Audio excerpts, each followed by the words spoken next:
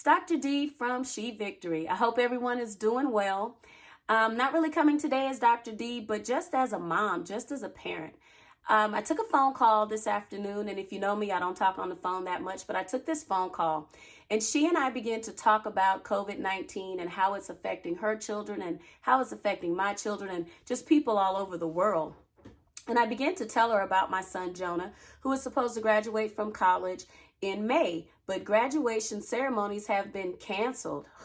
What a blow that was. On top of the fact that he was having the most amazing basketball season of his career.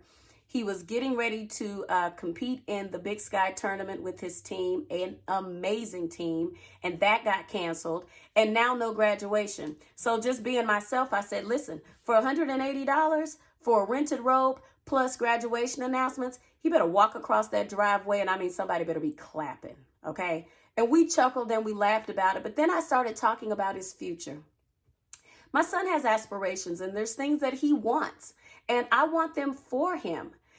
But amid everything that's going on, I began to think, maybe God is going to do it different.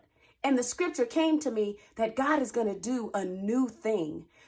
Isaiah 43:19 says, behold, I will do a new thing.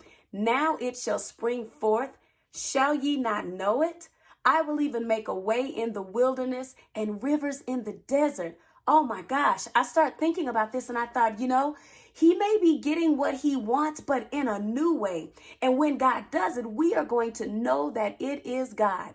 We chuckled because I said, God said he was going to do a new thing, and nobody stopped to ask him, whoa, God, what is this new thing? But when you're a believer, you don't have to know what the new thing. You just have to believe that he is going to show himself strong and mighty on your behalf. Who is the King of glory? Listen, he shall come in.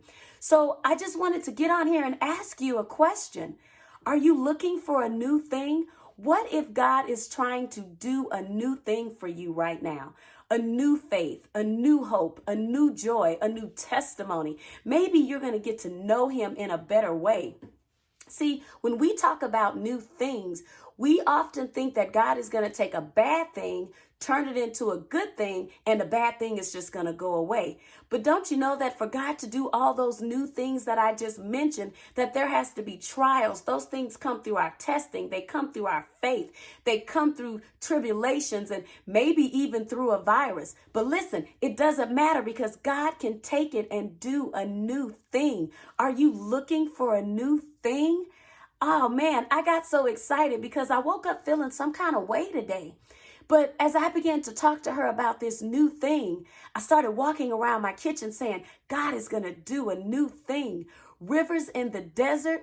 We're talking about a place of desolation, a place of famine, a place where things go to die.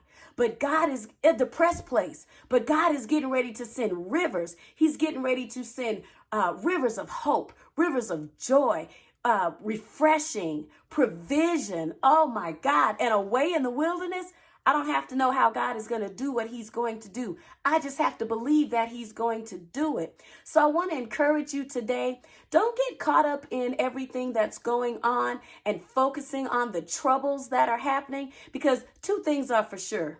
Trouble does not last always. And we serve the one who troubles the water on our behalf. Oh my gosh. I am so excited about the new thing that God is getting ready to do. So excited that I got dressed for it. Here it is. God is getting ready to do a new thing, and I'm holding my son's hopes and dreams to that scripture, that God is going to make a way in the wilderness and rivers in the desert, not just for us, but for you. So I hope you're ready for a new thing.